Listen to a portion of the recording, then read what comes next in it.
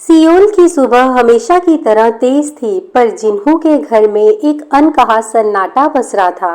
Dinner party के बाद Kong बोनशिक अब इस रिश्ते को खतरे की तरह देखने लगे थे। उनकी आंखों में यूरी के लिए कोई सहानुभूति नहीं थी, सिर्फ संदेह और अविश्वास। बोनशिक अपने बेटे जिन्हू से बोले, अगर तुम उस लड़की को इस परिवार का हिस्सा बनाओगे तो समझो तुम इस कंपनी के उत्तराधिकारी नहीं रहोगे। जिन्हू ने कहा, फिर चाहे मैं सीईओ ना रहूं, पर इंसान रहना चाहता हूं जो अपने दिल के फैसलों से नहीं डरे। बाप बेटे के बीच अब वर्चस्व की सीधी लड़ाई शुरू हो चुकी थी। उधर यूरी की जिंदगी एक नया मोड़ ले चुकी थी। वायलिन क्रिएशन ने एक बड़ी कॉस्मेटिक कंपनी के साथ कोलैबोरेशन हासिल किया था। इस डील को जीतने में यूरी की रणनीति और मेहनत ने सबका ध्यान खींचा। मीडिया हेडलाइंस बदलने लगी। यूरी एक छोटे स्टार्टअप से एक कॉर्पोरेट स्टार तक का सफर। जे कोर सीईओ की पार्टनर रही, अपनी पहचान की मिसाल। क्या यूरी अगली फीमेल बिजनेस आइकन बनेगी? यूरी अब भीड़ से निकलकर चमकने लगी थी, और सबसे खास बात ये थी कि ये चमक किसी और के नाम से नहीं, उसके अपने दम पर थी। पर यह सफलता बोनशिक को चुभने लगी थी। उसके लिए एक आम परिवार की लड़की एक ऊंचाई पर पहुंचना, उसके नाम से जुड़ना, ये उनकी सिस्टम की सोच को चुनौती दे रहा था। इसलिए उन्होंने एक योजना बनाई, एक फर्जी केस। उन्होंने अपने वकीलों से कहा कि यूरी की कंपनी पर कॉर्पोरेट एथिक्स वायलेशन का केस दाखिल किया जाए। एक झूठा केस, लेकिन बड़ा झटका। एक सुबह यूरी के ऑफिस में पुलिस और इन्वेस्टिगेशन टीम आ गई। सभी डरे घबराए हुए थे। यूरी चौंक गई, ये क्या हो रहा है, किस आधार पर? वो टीम बिना ठोस सबूत के बस पेपर्स और फाइल्स खंगालती रही। हमारे पास एक शिकायत है फाइनेंशियल मैनिपुलेशन की। यूरी को कुछ समझ नहीं आया, पर उसका दिल कह रहा था ये सब कोई जानबूझकर करवा रहा है। जिन्हू को जैसे ही ये खबर मिली, वह फौरन यूरी के ऑफिस पहुंचा और हर चीज का जायजा लिया। जिन्हू ने सख्त आवाज में कहा, मैं इस केस की जांच खुद करवाऊंगा, किसी को बिना सबूत के हाथ तक नहीं लगाने दूंगा। यूरी चुप थी, उसकी आंखें भीग चुकी थी। वह टूटी नहीं थी, लेकिन अंदर से झकझोर दी गई थी। यूरी ने धीरे से कहा, अगर ये सब तुम्हारे पिता की वजह से है तो क्या तुम उनके खिलाफ खड़े हो सकोगे? जिन्हू ने उसका हाथ थामा, मैं सच के साथ हूँ और वो तुम हो। अगले दिन यूरी ने अपने वकीलों से कहा, अब तक मैं चुप थी, पर अब लड़ूंगी, अपने नाम के लिए, अपने सपने के लिए, और उसके लिए जो मेरी सच्चाई पर खड़ा है। उसने केस का जवाब देने की तैयारी कर दी। सियोल की अदालत में एक मामूली सी दिखने वाली युवती अपनी कंपनी के सम्मान के लिए खड़ी थी। यूरी किम अब सिर्फ एक नाम नहीं, एक प्रतीक बन चुकी थी। एक ऐसी महिला जो झूठ और ताकत के गठजोड़ से अकेले टकरा रही थी। वो अदालत के कटघरे में खड़ी थी, सामने वकीलों की लंबी टीम, जिन्हें जे कोर ग्रुप के मालिक कांग बोनशिक ने खड़ा किया था। वकील ने आवाज उठाई, यूरी किम ने अपनी कंपनी के फाइनेंस में कुछ अनियमितताएं की हैं। उसके पार्टनर कंपनी से रिश्ते संदिग्ध हैं और ये संबंध निजी फायदे के लिए बनाए गए थे। यूरी शांत खड़ी रही, उसकी आंखों में एक दृढ़ता थी। फिर उसने धीरे से जवाब दिया, जब एक औरत अपने सपनों को आकार देती है, तब सबसे पहले हमला उस पर नहीं, उसकी नीयत पर होता है। लेकिन मैं यहाँ बताने नहीं, लड़ने आई हूँ, और ये लड़ाई मैं हारूंगी नहीं। जज ने उसकी बातों को गंभीरता से सुना और केस की अगली सुनवाई तक जांच स्थगित कर दी। मीडिया बाहर यूरी की ताकत की बात करने लगी। यूरी जो टूटने की वजह अब चट्टान बन गई है। जे कोर ग्रुप की नई चुनौती। क्या यूरी से डरे बोनशिक? जिन्हू ने कंपनी की इमरजेंसी बोर्ड मीटिंग बुलाई। उनका चेहरा आज सख्त और गंभीर था। सामने बैठे थे बोनशिक और उनके करीबी डायरेक्टर्स। जिन्हू ने धारदार आवाज में कहा, मैं एक वार्निंग नहीं, फैसला देने आया हूँ।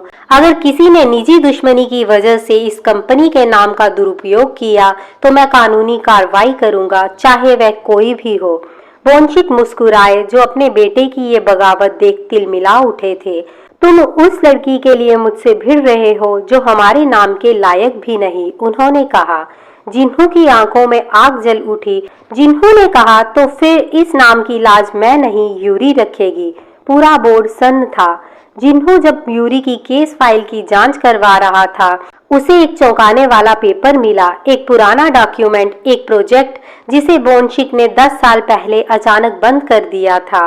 और उस प्रोजेक्ट में काम करने वाले कर्मचारियों में एक नाम चमक रहा था, मिसिस किम सोही, position lead design manager, Yuri की माँ। जिन्हों स्तंभ रह गया। वे दोनों पुराने मंदिर के पास मिले, यहाँ अक्सर सुकून मिलता था। जिन्होंने कहा, तुमने कभी अपनी माँ की जॉब के बारे में बताया नहीं। यूरी ने धीरे से कहा, वो जे कोड में डिजाइन डिपार्टमेंट में थी, फिर अचानक एक दिन उन्हें निकाल दिया गया था। उन्होंने कभी वजह नहीं बताई। जिन्होंने कांपती हुई आवाज में कहा, मेरे पिता ने उन्हें जबरन कंपनी से बाहर निकाला था।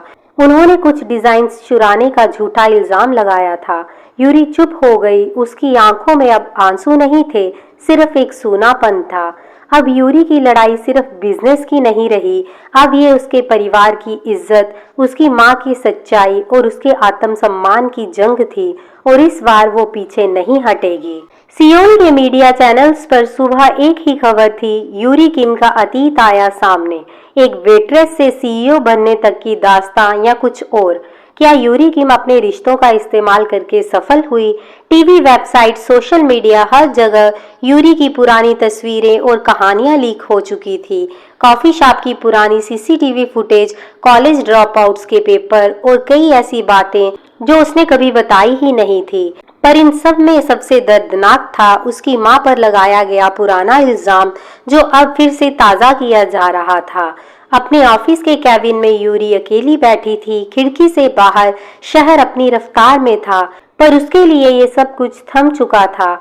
उसके फोन की स्क्रीन पर लगातार कॉल्स आ रही थी, लेकिन उसने सब म्यूट कर दिया। जिन्हों कमरे में दाखिल हुआ, वो 1 मिनट चुप रहा, फिर धीरे से बोला, मैंने वादा किया था तुम्हारे साथ चलूंगा और आज भी वही कर रहा हूँ। यूरी ने पहली बार उसकी ओर देखा। उसकी आंखों में आंसू थे, पर चेहरा मजबूत था।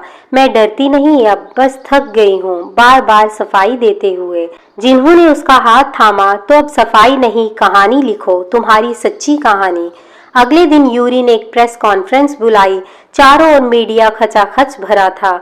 सबको उम्मीद थी कि वह माफी मांगेगी या चुपचाप सफाई देगी, लेकिन यूरी ने स्टेज पर खड़े होकर एक फाइल खोली और बोलना शुरू किया। हाँ, मैं वेट्रेस थी, कॉलेज बीच में छोड़ा क्योंकि घर चलाने के लिए नौकरी करनी पड़ी। हाँ, मेरी माँ पर झूठा इल्जाम लगाया गया ताकि एक बड़े आदमी का अहंकार बच सके। हाँ, मैंने रिश्ते बनाए पर इस्तेमाल नहीं किए, क्योंकि जो भी मिला मेरी मेहनत और हिम्मत की वजह से मिला। मीडिया सन्न था। फिर यूरी ने कुछ फोटो दिखाई, अपनी माँ के डिजाइन स्केच जो उस प्रोजेक्ट का हिस्सा थे, जिसे चोरी का नाम देकर दबा दिया गया था। ये मेरी माँ की मेहनत है और अगर कोई उन्हें चुराने का आरोप लगाता है तो मैं कानूनी कार्रवाई करूंगी, चाहे वो कोई भी हो। उस शाम #I stand with Yuri trend करने लगा। लोगों ने उसकी हिम्मत की तारीफ की और यूरी अब सिर्फ एक सीईओ नहीं रही, वह एक नई पीढ़ी की आवाज बन चुकी थी।